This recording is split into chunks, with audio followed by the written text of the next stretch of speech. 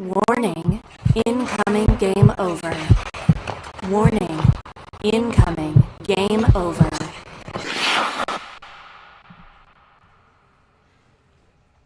Hello, everyone, and welcome to Game Over Ottawa. It's your January 7th edition, Game 39 for the Ottawa Senators, as they fall in Detroit to the Detroit Red Wings tonight. You could cut the tension in that game with a knife. It was a tight one from start to finish.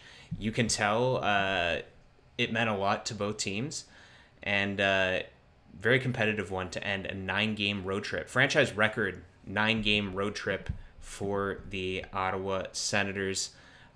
Welcome to Game Over Ottawa. My name is Nick Robinson, and I'm going to be talking about tonight's action with you. If you're in the chat, if you're watching, thanks for joining us, and make sure in the chat, let me know. I put a question in there. Just let me know which Sens players stood out to you guys tonight. We're going to touch on a couple of them. We're going to touch on a couple of the stories going on with this team right now as they wrap up this road trip, this long road trip, and head home towards Thursday's game against the Buffalo Sabres. But we're going to talk about tonight's action. Again, a 3-2 overtime loss against the Detroit Red Wings in Detroit. Before we get going, though, I want to remind you to shift into hyperdrive and get ready to have some fun with your new source for all the biggest stories in hockey. Bring a unique style of broadcasting commentary with a Quebecois flavor. Hyperdrive Hockey combines top-tier hockey analysis, big stories, pop culture, and a damn fun atmosphere that will drive debate, make you think, and more. Join Max Van Oot, Daphne Malbeuf, and Kevin Larmé every Tuesday and Friday for your fill on the hockey world.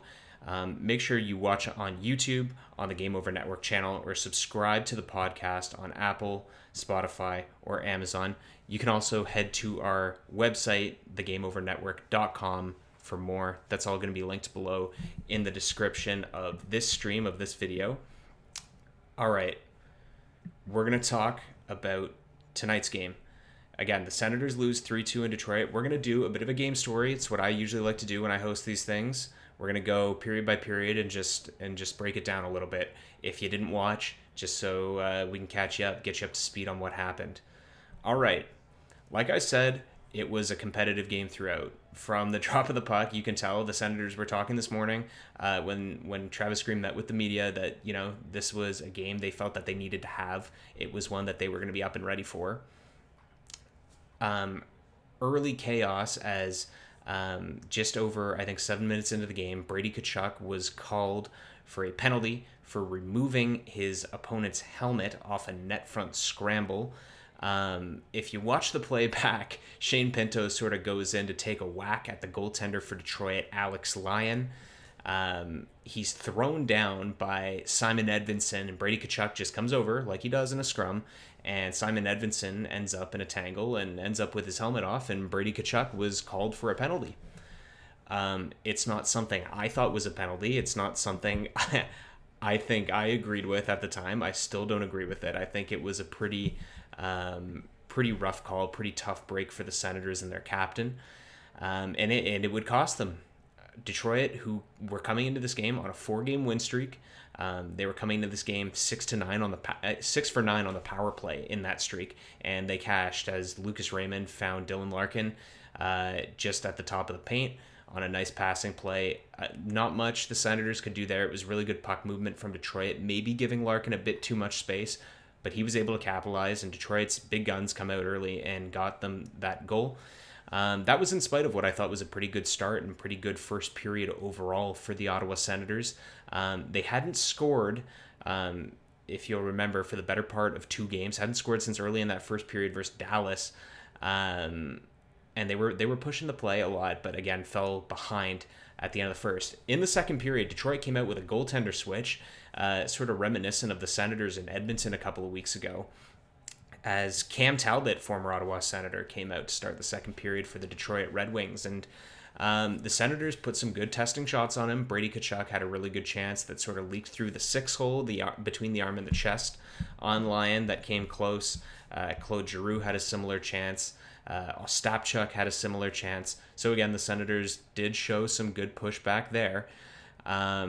And it finally did pay off. Again, it was a really good second period for the Senators, really doing a good job testing Cam Talbot. And Thomas Chabot, on a seeing eye sort of slap shot from the boards, ramped off a Detroit stick and went bar down on Cam Talbot to tie the game at 1. That was in the sort of mid stages of the second period. Thomas Chabot, we've talked about him a lot during my streams, I feel like, particularly. What a great Renaissance season he is continuing to have.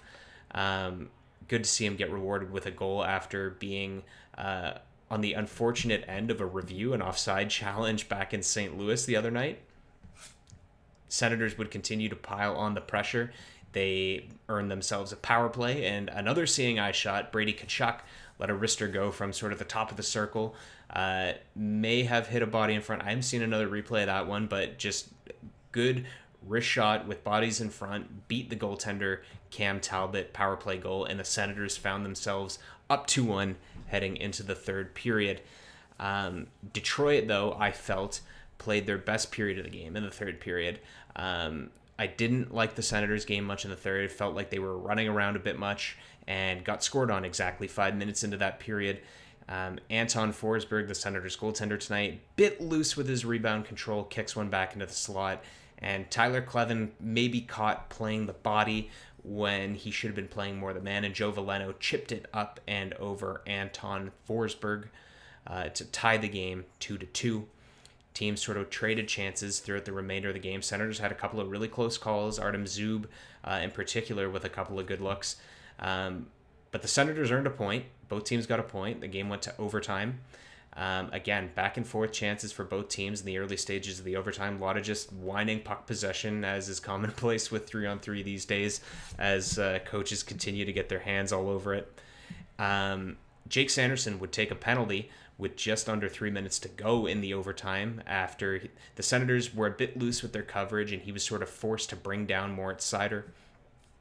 Detroit would get that power play, call a timeout. Dylan Larkin wins a faceoff. Detroit gets a good shot on Forsberg that ends up in the netting. Detroit gets another faceoff. Dylan Larkin wins it a second time. If you're the Ottawa Senators, you can't lose 2 draws in that situation, and it did burn them. Patrick Kane, the old man of the Detroit Red Wings, the old legend, buries the overtime winner, and the Detroit Red Wings get both points. They win their 5th in a row, and the Senators finish their franchise record 9-game road trip with a 4-4-1 record as a result. I had to Google it after this game because maybe it's just me growing up in a family of Chicago Blackhawks fans, so I paid particular attention, but it always feels to me like Patrick Kane has his way with the Ottawa Senators, and sure enough, I was right.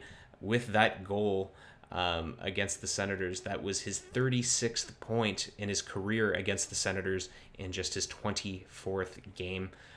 Pretty nuts stuff for Patrick Kane against the Senators, and as he creeps up in age, as a Senators fan, I'm probably not going to miss the sight of him as he phases out, but that's beyond the point. The Detroit Red Wings are what's important here. They get the second point, and the Senators, again, like I said, fall to 4-4-1 at the conclusion of this road trip, and they're going to head home Thursday against Buffalo with a chance to rebound. Senators now fall to 1-4-1 in their last 6 games. So after that 6-game win streak, it's not been easy sledding for the Ottawa Senators. But we're going to touch on that in just a little bit here as we shift into our second period of game over play. Sorry, just pulling up a quick ad read here for LaRouche. The Game Over Network is an independent production focused on community, inclusion, and quality people. And if you're interested in supporting the Game Over Network, we have crowdfunding options available. In our description of this episode, you'll find a link to our Patreon page, and we're also working on a page through LaRouche. It's a crowdfunding platform for companies originating in Quebec. So for LaRouche, we're aiming to raise $15,000. And if we hit that goal, we'll gain access to government grants that will allow us to employ more people. If you have any ideas for what you'd like to see as giveaways from these crowdfunding efforts, let us know in the comments on Twitter, Blue Sky, Instagram, wherever you are. You can find Game Over Network on there. All right.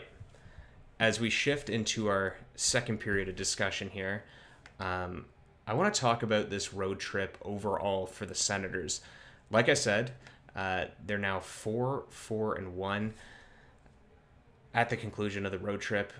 It started really well, winning their first 3 games, and I don't think you can fault a lot of their efforts in some of these games. I know the 2 preceding this one tonight against Dallas and St. Louis were not great. I think the Senators themselves, Brady Tkachuk in particular, after the Dallas game, was not happy with the team's effort after they really didn't muster much in terms of offense that game. And the St. Louis one in particular as well. They were shut out. So they didn't end it great.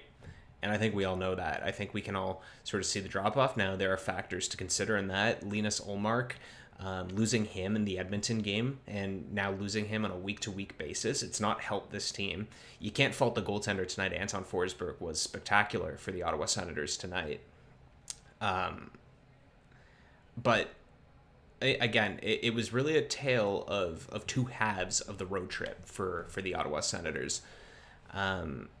It sort of feels to me like that Christmas break, that little window there, came at the wrong time for the Senators, because I felt like the way that they were rolling prior to the Edmonton game, to me, it was just the way you'd want them to keep playing. You almost didn't want them to have that break, because they were on such a roll. But again, these are things that happen over the course of an NHL season. They're going to have an even larger break, as is the rest of the league, when the Four Nations tournament kicks off on February 12th.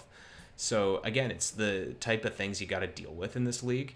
They came back, and again, the 2 games right after that break, where they played Winnipeg and Minnesota, lost in Winnipeg, won in Minnesota. You can't criticize their efforts at all in those 2 games. And in fact, if they had a healthy Linus Ullmark, probably would have gotten 4 points in those games instead of 2.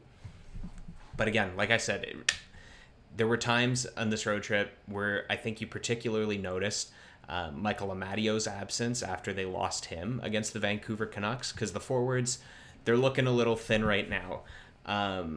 I'll pull up the Senators' lines tonight. I'm sure if you watch the game, you already know who was iced tonight, but a lot of bodies in the Senators' lineup right now that I don't think you would have had in there at the beginning of the season. And, as good as Adam Gaudette has been this season, still having to play him as much as they are and rely on him as much as they are is not ideal at this point, and it seems like his production in particular is really cooled off. I think he's now 12 games without a goal after his big outburst in October and November. Looking at the bottom 6 in particular, look, Nick Cousins is playing a lot of minutes, probably more than he should. Like I said, Gaudette probably playing a lot less sheltered than he was, and that's what he was succeeding in really towards the beginning of the season. But you've got that 4th line of Jan Jeník, Zach Ostapchuk, and Noah Gregor. I think Noah Gregor, is someone that people had in the lineup for the most part at the beginning of this season. But I think you would have preferred that he was sort of like a 13th forward, rotating in, playing a decent amount of games. But again, he's somebody they're relying on right now to help drive the bottom 6. And he's, for me, not that guy right now. I don't know if anybody watching has thoughts on Noah Gregor. But he's, again, somebody in that bottom 6 that they're probably having to rely on a little bit too much at this point. Zach Ostapchuk, again, I think has a future with the Senators. He looks okay out there. His body of work's been fine, but he's now 32 NHL games without a goal. It's not ideal.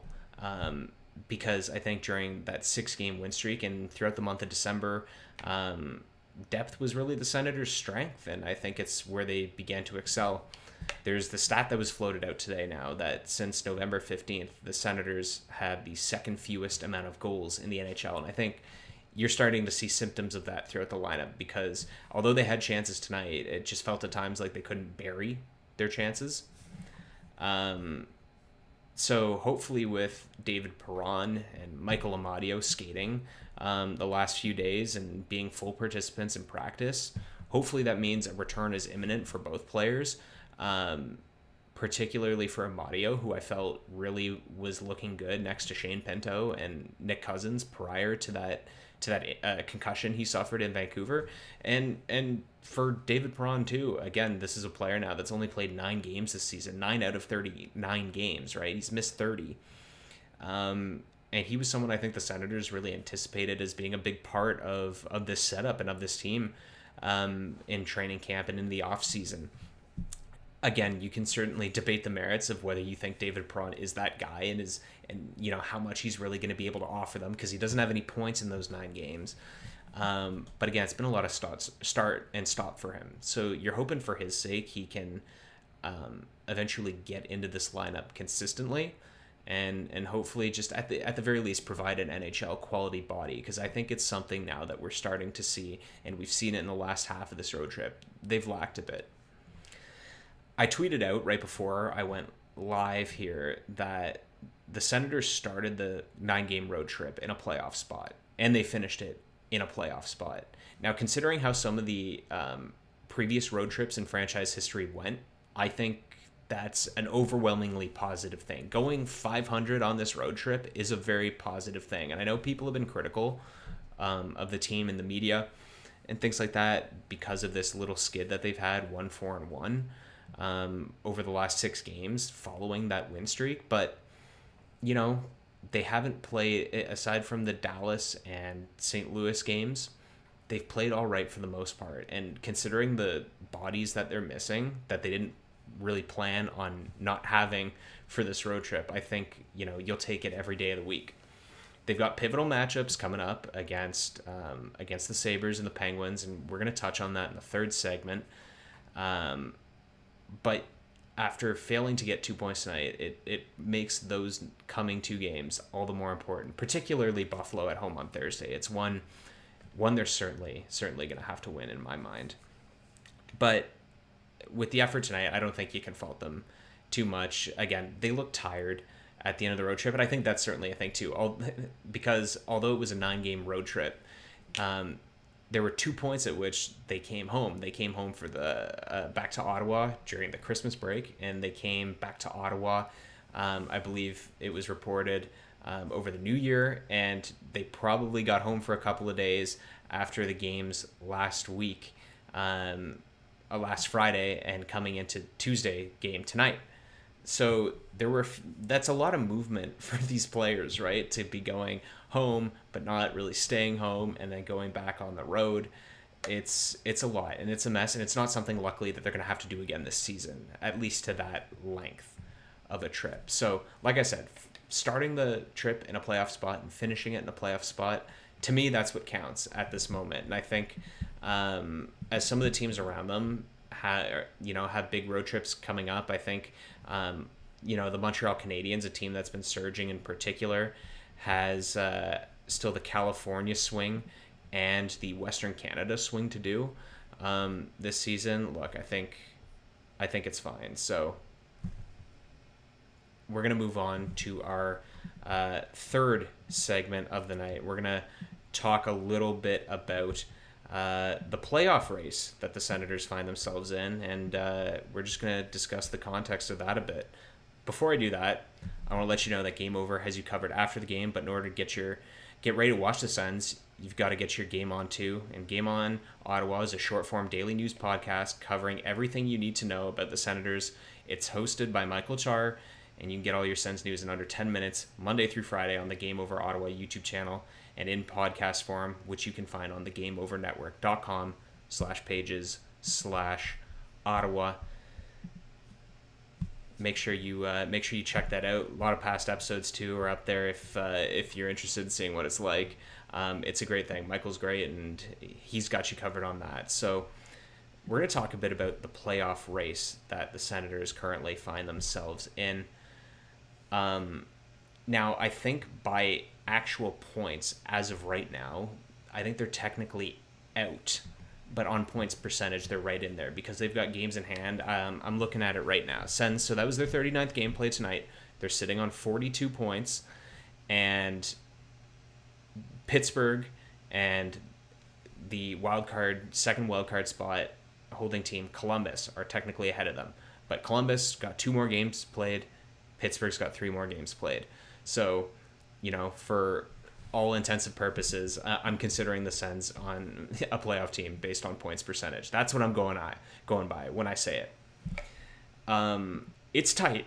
It's really tight, and it's uncomfortable. And I think some of that discomfort is starting to be felt in the Ottawa media. I think, people have been pretty critical of the players. I'd say the last week it's a lot of riding what I feel is the ups and downs of what this season has been. There's been a lot of highs, and there's been already a lot of lows, and we're not even halfway through the season. But if you would have told me back in October that the Senators on January 7th would be right there, tied for a playoff spot, I think I would have taken that after knowing that 9-game road trip was coming up. It's tight, but they're in the race, and I think we've got to not celebrate it, but I think we've got to be mindful of that's a big step for this team, because in years past they've already been long out at this point. So it feels nice to be really getting up for a game against Detroit in January, knowing how important it is. Again, I'm looking at the playoff race here. So the Senators are again tied. They're a point behind Columbus and Pittsburgh for that final wildcard spot. They have games in hand, and they're only 4 points themselves ahead of the New York Islanders. And the Canadians are also on 41 points. Detroit also on 40 points. Philadelphia 39. The Rangers 38. The Islanders 37. Like, it's tight. Buffalo in dead last on 35. Right, everything is just it's murky right now, and the Senators got to be mindful. Can't let this skid now at 6 games where they only have 1 win continue, because that's where they're going to start to fall out of it. Again, like I said, you've got Pittsburgh and you've got Buffalo coming up. That's a set of games where you got to get, in my mind, minimum 3 points out of it. And you probably should get 4 points out of it, because I think the Senators are at their best, at their healthiest, at their, when they're strong. I think they're better than both those teams. I think one key thing to always look at, in my mind, is goal differential for these teams. Now, out of all the teams I just named, Columbus, Pittsburgh, Montreal, Detroit, Philadelphia, New York, Rangers, New York Islanders, Buffalo, and Ottawa, the Senators are the only team in that without a negative goal differential. The Senators' goal differential is 0. It's even right now. Every other team in the race right now has a negative goal differential. Again, it's just one stat, but it's interesting because I feel I'm maybe in the minority, and I think, I think the Senators are unlucky in a lot of ways not to have more points than they do this season, because I think for the most part, if you look at their underlying numbers, they've been really strong at suppressing chances this year. Like I mentioned earlier, the offense hasn't quite been there now for a decent stretch of time, but the Senators have been a strong defensive team, and that's in spite of, that goes hand in hand with the fact that they just haven't gotten good goaltending at times. It's been really shaky aside from that Ullmark brilliant stretch of 10 games that he put together. It's been shaky for a lot of these 39 games. They haven't had anybody sort of dependable step up besides him. Levi Merilainen's shown glimpses. Forsberg has had little patches of brilliance like he did tonight with a couple of brilliant saves in the game, but it's sort of a symptom of, the Senators just haven't been able to get what I feel they deserve in a lot of these games this year. A lot too many games like the one at home against the Islanders last month. It's probably exactly about a month ago now where they held the Islanders to 12 shots, the Islanders being the road team, and the Senators found a way to lose that game in regulation. I think back to the games away to Colorado and Vegas earlier in the year, where they were in control for a lot of them and found a way to lose both those games in regulation, right? Although they've played well at a lot of times, the Sens just don't have the points to show for it, which sucks, but it just goes to show, in my mind, if they continue to play the way that they're playing and they get healthier, and hope to God they stay healthier, I think they're the best team in this pack. I really do believe that. I really, really do believe that. Another key thing, too, the Bruins sitting third in the Atlantic with 45 points. The Senators are now just 4 points behind them, and they have 4 games in hand. You've obviously got to win the games in hand, but I think that's a decent spot to be at this juncture of the season, coming up on the halfway point. Again, if you told me that in October, I think, if you told anybody that in Ottawa in October, I think they would have taken that, right, at this juncture of the season. There's obviously still a lot to go, and they've got to keep it up, quite frankly, but it's not the worst place to be in. I'll say that much, right?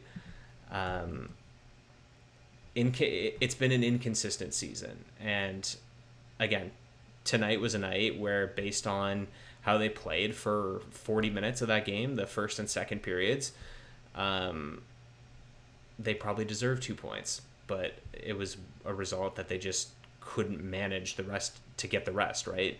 And it sucks against Detroit, a team they're directly competing with, but again, it just puts all the more importance on winning the next 2 games against Buffalo and against Pittsburgh. Those are going to be big ones for sure. Again, we'll be waiting to see what comes out of practice the next couple of days, whether I'd imagine they'll practice tomorrow or have a skate Thursday morning before the game. But I think we're all sort of hoping, like I said earlier, that Perron and Maude are eventually going to come back here and be factors in the lineup. I think that'll go a long way. Let's check out, how is Buffalo doing recently, their last 10? Buffalo is 4-5-1 in their last 10, so not too much hotter than the Senators have been. So that's fine. I think, it's not like tonight where Detroit's just been hot. They got the new coach balance, and that'll settle down eventually. But again, if you're the Senators, you just have to continue to keep pace with these teams while Linus Ullmark is out. And hopefully there's news on him again soon. We got the news yesterday that he's week to week. Again, I think as long as they can stay afloat until he comes back, and hopefully before the end of this month he comes back, because that would be huge with regards to keeping them in this race. They need Linus Ullmark. I think we all know that. Another thing I think that's going to be debated here as we let the rest of this unfold is sort of what I mentioned earlier, how they've been struggling to score, and I felt at times tonight just needed a big goal. I'm wondering if the team put a claim in on Arthur Kaliev, who the LA Kings waived and the New York Rangers picked up. Considering his history, he played under Steve Staios when Steve Staios was the GM of the Hamilton Bulldogs. So there was a familiarity there. So I'm wondering, given how much we've seen the Sens rotate AHL players in and out of their lineup at this point with all the injuries, if there was a claim put in on Arthur Kaliev and quite simply he just didn't make it as far as Ottawa on the waiver wire. I'm interested to see if the Senators aren't done there. And I know a lot of people are talking about whether the Senators need to go out and get a goalie, or if they need to go out and get another right-handed defenseman, because, amongst all the injuries I've mentioned, I haven't mentioned that they've lost Travis Hamonic and Jacob Bernard-Docker as well. Nicholas Matenpalo played tonight, didn't play great. I don't think he had a very good game. Neither did Tyler Clevin. That third pairing wasn't great tonight. But, with all the talk of making trades to, bolster them in those two positions, depending on the timelines on some of these injuries, I think I'm in the boat of they need to go out and get a forward, because just if you look at the underlyings, like I said, I think they're now 6th in the league in terms of their expected goals against. That's a good 6th in the league. They're not allowing a ton of quality scoring looks against their goaltenders, but the offense is starting to sag into the middle and lower half of the league in terms of their expected goals for creation. I think they're now 17th in that metric. So I'm wondering if the shopping to be done is actually going to be done at forward, in order to keep pace here with the rest of these teams. Again, it's going to be hard to bring in another player, especially like say from an Eastern Conference team, while all these teams, like I mentioned earlier, are pretty much competing with the Senators.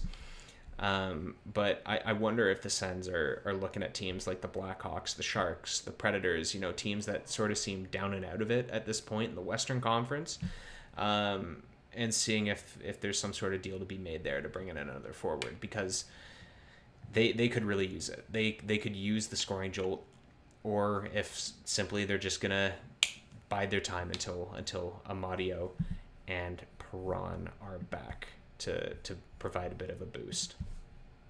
All right, I think that does it for some playoff discussion. Like I said, it's game 39. It's a lot of waiting and seeing sort of what happens around them at this point, and seeing what happens in the next couple games where they're playing their direct competitors. But there's no question the Senators' schedule gets a lot easier now than it has been. So gotta just continue to plug away and stay in the fight. And they've done good to keep us fans in the fight here into January, right? This is a big step up from where we've been. We're not going to have much of an overtime segment here. There's not too active tonight, but I just want to let you all know about Game Over's merch, because what better way to support something you love than by rocking it as clothing?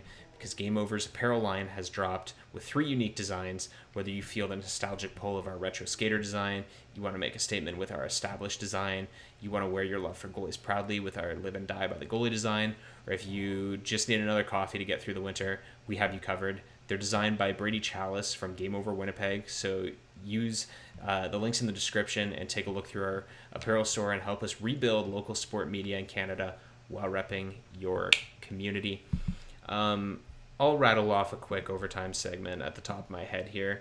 Just want to give compliments to the pairing of Jake Sanderson and Artem Zub tonight. Again, if you watch my streams here on Game Over, I'm a stats guy. Jake Sanderson, 27 chances for, 10 against with him on the ice. Artem Zub, 32 chances for, 13 against with him on the ice tonight. Great showing for the first pairing tonight. Hopefully that's a trend that continues, because Jake Sanderson, for too much of the season, has been bogged down by the now injured Travis Hamonic. So hopefully just a sign of things to come with that pairing of Jake Sanderson and Artem Zub, because we know as Sens fans how good that pairing can be when they're both healthy and both playing well, and how much better really the team is, how much better the defense is with Artem Zub back in it. And thankfully he is healthy now with all the injuries on the right side that I mentioned earlier. Zub, Jensen, and Matt and Paolo, it's not ideal. You'd probably want Bernard Docker in that third spot, but as far as the right side goes, this is something the Senators would have had to expect coming into the season. They didn't have a ton of depth in that position. So hopefully they can continue, like I said, to plug away. I feel like I've said it a lot tonight, but that's what you got to do when you're in the playoff race. Just keep plugging away. Don't let any losing streak or skid become too long. And that's what the Senators are going to have the chance to correct on Thursday when they face the Buffalo Sabres back at the Canadian Tire Center for the first time since December 14th. I was there when they won 3-2 in overtime against the Pittsburgh Penguins. It's going to be nice to watch the boys at home this Thursday. I'm looking forward to it. You can catch a recap for that game right here on Game Over Ottawa. Be sure to stay tuned, check that out. That's Thursday at 7 p.m. So 10 p.m. come back here and listen to our breakdown of the game. That's going to do it for tonight, this episode of Game Over Ottawa on January 7th. The Senators fall 3-2 to the Detroit Red Wings in Detroit, but they're heading home. The 9-game road trip is over, and they're going to have a chance to right some wrongs and get this thing back on track. Let's hope for some health, and go Sens go. Thanks for joining us. I've been Nicholas Robinson, and have a good night. Make sure to tune back in Thursday on Game Over Ottawa. Cheers.